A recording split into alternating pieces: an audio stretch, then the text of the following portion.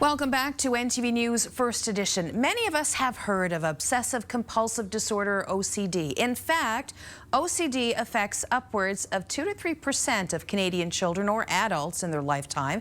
But what really is OCD? Well, to answer this huge question, I'm joined by Dr. Janine Hubbard for this week's Get Psyched with Dr. Janine. Great to see you. Well, thank you again for having me. It is OCD Awareness Week, so I thought this was a great time to highlight a topic that we all kind of think we know a little bit about, but is very often really misunderstood. So what is OCD? Well, we all joke, oh, I have a little bit of OCD tendencies. And on one hand, having some repetitive or compulsive or anxious worries about things is very normal. At its most basic, it is a form of anxiety disorder that involves obsessive, unwanted, intrusive, pervasive thoughts or images or actions. I call them sticky thoughts when I'm working with kids about them. They get in your brain and you cannot get them out. And then the compulsion part are a series of actions, for the most part, that you do to try to reduce that anxiety.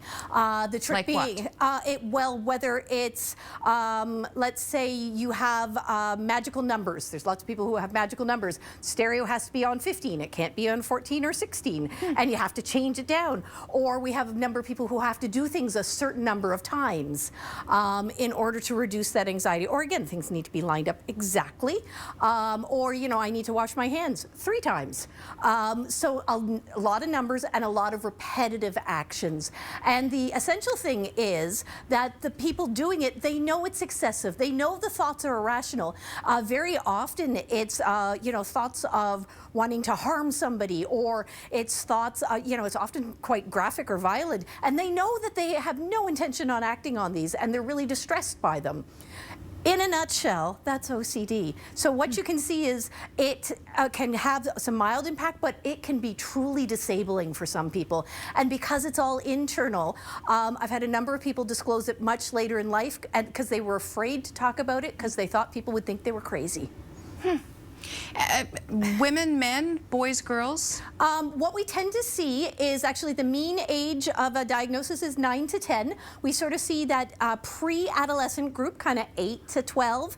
And then again in kind of late adolescence, early adulthood tends to be the second phase where it emerges. It almost never occurs in people like for the first time after the age of 40. So many questions. As you and I spoke before, we could speak like for hours about this. How do you recognize it in, say, a child? In some cases, in very young children, you see kids having meltdowns or temper tantrums, and you can't quite figure out what's going on, and they can't articulate it, but all they can sort of say is, it's not right. It's not the way it's supposed to be. Or sometimes they just talk about this feeling of general dread. So it's not, you know, if I don't do this, something bad will happen. And it's as they get older, they're better able to articulate kind of some of those thoughts. But so if you've got a very young child, I'm talking, we see this in like 3, 4-year-olds, who you're really having trouble identifying the triggers behind some of their meltdowns, it's worth exploring a little bit, and certainly in older kids as well. We were talking also about people that like to organize things.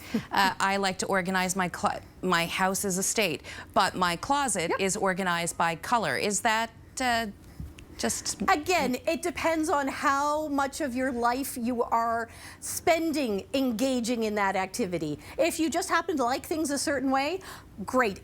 How much distress would it cause you to move a couple of things around and then leave the house for the day? Okay. If you can leave it and you're fine, that's not OCD. That's just kind of liking things a certain way. So a lot of it, and that's actually part of what we do in treatment, is it's like, okay, you want things to be lined up this way, we're going to turn them this way, and then see how you tolerate that feeling of distress, that need to go and engage in that action. So yeah, it's all about how invasive, intrusive, and really how much is it interfering with life. Now, you mentioned a disorder that I have not heard of before. It is called pandas. It's not the cute, fuzzy little bears. So what is it? This is something that I really wanted to bring to people's attentions. It's relatively rare, but we tend to see it in kids 4 to 14.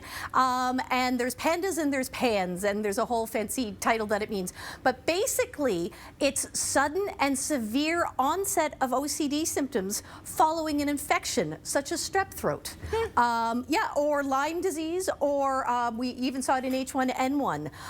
So within a couple of days of the infection, these kids present with, like I say, debilitating OCD symptoms that have come out of the blue. Because most of the time when you're diagnosing OCD, even though maybe now it's reached the point where it's causing impairment, if you go back in history, you can see that there's always been a little bit of it.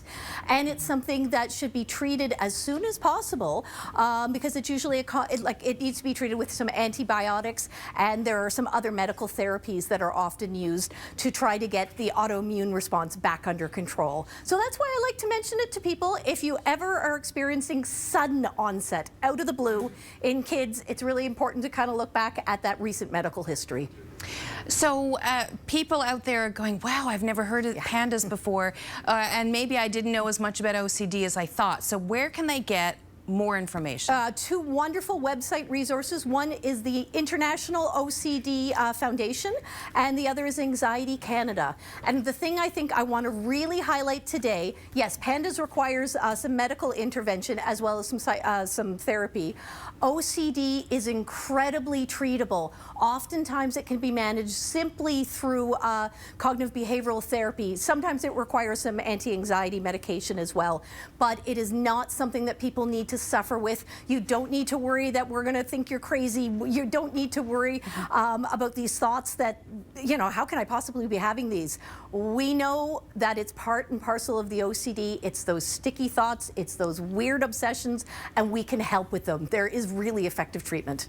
Dr. Janine Hubbard, thank you so much for coming in. Thanks, Tony.